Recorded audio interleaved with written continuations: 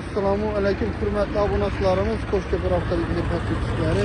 Sizlarga 2009-yilda ishlab chiqarilgan 50 million so'mga turgan Nexia'ni aksiyaya tushirib, arzonlashtirib qo'yib beramiz. Chunki bizdan noldan mashina so'rab turgan odammi hedi soni yo'q. Bundan birini 2 Nexia qo'ydik, qo'ygan kunimiz sotilib ketdi.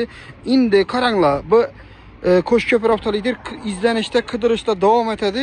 Bu mashinamizni sizlarga jamoamiz bilan kelishgan holda 50 million so'mlik mashinani sizlarga eldimdan 10 million so'm to'lov boradi. 3 yilda 2 million 600 dan chiqib turadi.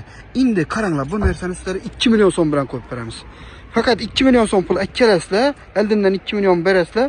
Boshqa hech qanday to'lov yo'q. 2 million 600 ming so'mdan 3 yil muddatda chiqadi.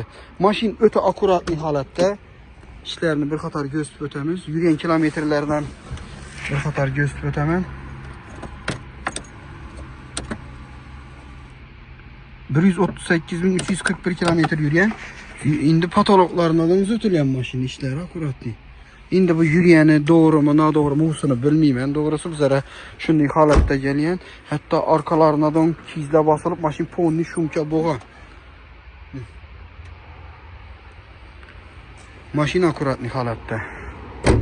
Kraskasi bir qator asfalt bo'lgan, zanglari ishlangan mashinamizni. Endi bahosini arzonlatdik. Lekin bir gapni oldindan aytib o'taman, viloyatlarga chiqarib berilmaymiz. Xorazm, Qoraqalpoqqa beriladi. Boshqa yerlarga avtokreditga berilmaydi. Boshqa viloyatlar uchun naqd pul yo'sanishida bo'ladi. Kelib ketadigan yo'l pullaringizni, gastiniya pullaringizni o'zlarimiz kisamizdan qoplab beramiz. Mashina narxini keladigan bo'lsak 42 million so'm beramiz. Endi yana nechik ma'lumot kerak bo'lsa kommentariyada yozib qoldirasizlar. Iloji bo'lsa iltimos podpiska bosib ko'ringlar. Bu sizlardan hech narsa bir minut vaqtingiz ketmaydi.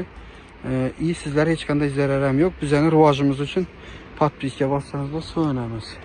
Endi bu mashinamizni asa 7 sotib qo'yildi. 2 million so'm eldimdan aytkalasizlar. Faqat bir pasportlaringizni tekshirtiringlar.